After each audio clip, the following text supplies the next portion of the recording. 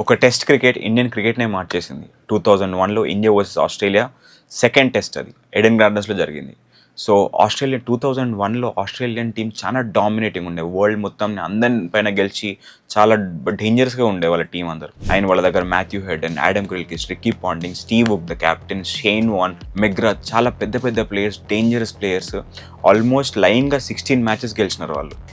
ఇండియాతో కూడా దానికి ముందు ముంబైలో జరిగిన టెస్ట్ కూడా గెలిచి సెకండ్ టెస్ట్కి ఎడెన్ గార్డెన్స్లో జరుగుతుంది ఆ టెస్ట్ కోసం ఫస్ట్ ఆస్ట్రేలియన్ బ్యాటింగ్ పట్టేసి 400 రన్స్ కొట్టినప్పుడు అందులో స్టీవ్ వుక్ వాళ్ళ క్యాప్టెన్ 100 రన్స్ కొడతాడు. సో ఆ ఇన్నింగ్స్లో మనకు జరిగింది ఒక పాజిటివ్ ఏంది అంటే హర్భజన్ సింగ్ వాళ్ళ దగ్గర నుంచి 7 వికెట్స్ తీసుకుంటాడు. He took 1 hat trick also. Ricky పాంటింగ్ది, ఆడమ్ గిల్క్రిస్ట్ది, షేన్ వాన్ది, ముగ్గురిది ఒక హ్యాట్రిక్ తీసుకున్నాడు. దాని తర్వాత ఇండియా బ్యాటింగ్ బట్టి 171కే ఆల్అౌట్ అయిపోయింది. సో అంత డేంజరస్ టీము ఫస్ట్ ఇన్నింగ్స్లో మొత్తం కొలాప్స్ అయిపోయింది. అక్కడ ఉన్న క్రౌడ్ కూడా ఇంకా అయిపోయింది, ఇండియా ఓడిపోయింది, ఇంకా ఈ సిచ్యువేషన్లో గెలిచే పరిస్థితి లేదు అని అందరికీ అర్థమైపోయింది, ఎందుకంటే అంత డేంజరస్ టీం అది. సో అట్లాంటి టైంలో ఆస్ట్రేలియన్ క్యాప్టెన్ ఇండియాని మళ్ళీ ఫాలో ఆన్ కమ్మని చెప్పారు.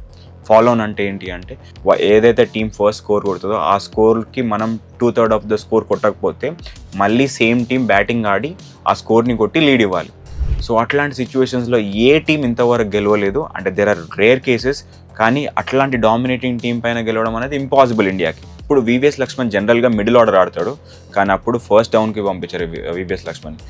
వివిఎస్ లక్ష్మణ్ అప్పుడు ఒక పెద్ద గ్రేట్ వాల్గా నిల్చొని మంచి స్ట్రైక్స్, మంచి డ్రైవ్స్, మంచి పుల్ షాట్స్, మంచి అటాకింగ్ మూడ్లో కనిపించాడు వివిఎస్ లక్ష్మణ్. అప్పటి వరకు he was playing very good in the middle order, but still అప్పుడు 1 డౌన్ పంపించడం, వాళ్ళ 250 రన్స్ లీడ్ కొట్టి మళ్ళీ మనం లీడ్ ఇవ్వాలి, అది చాలా డిఫికల్ట్ ఉండే. డే 4 మొత్తం almost 4 sessions Rahul Dravid and VVS Laxman ఇద్దరే ఆడారు. ఇద్దరు 600 రన్స్ కొట్టారు. That was phenomenal. ఇండియన్ క్రికెట్లో ఇంతవరకు అలాంటి జరగలేదు. ఒక ఫాలోన్ మ్యాచ్లో అంత పెద్ద స్కోర్ కొట్టడం, ఆపోనెంట్స్కి భయపెట్టడం, ఒక డే మొత్తం ఒక వికెట్ పడకుండా రాహుల్ ద్రావిడ్ అండ్ వివిఎస్ లక్ష్మణ్ నిల్చొని ఆడారు. That was phenomenal performance by both of them. VVS Laxman 280 runs చేంజ్ కొడతాడు, Rahul Dravid 180 runs. VVS Laxman aggressive striking, Rahul Dravid defence. Rahul Dravid గురించి మనకు తెలుసు, how proper defence he can play. So మొత్తం ఆస్ట్రేలియన్ టీంని చాలా ప్రెజరైజ్ చేసినారు. 280 రన్స్ వాళ్ళకి లీడ్ ఇచ్చేసి డిక్లేర్ చేసినారు. వాళ్ళు ఆల్అౌట్ కూడా చేయలేదు, ఇండియా డిక్లేర్ చేసింది వాళ్ళకి. That was the next level. అక్కడ వాళ్ళకి ఇంకా ఛాన్సెస్ ఉన్నాయి గెలవడానికి. లాస్ట్ డే 5th డే మొత్తం వాళ్ళకి ఛాన్స్ ఉంది. They got very good batters.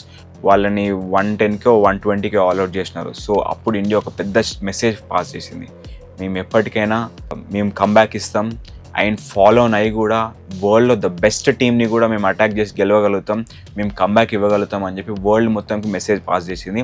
This is one of the greatest innings by Indian cricket.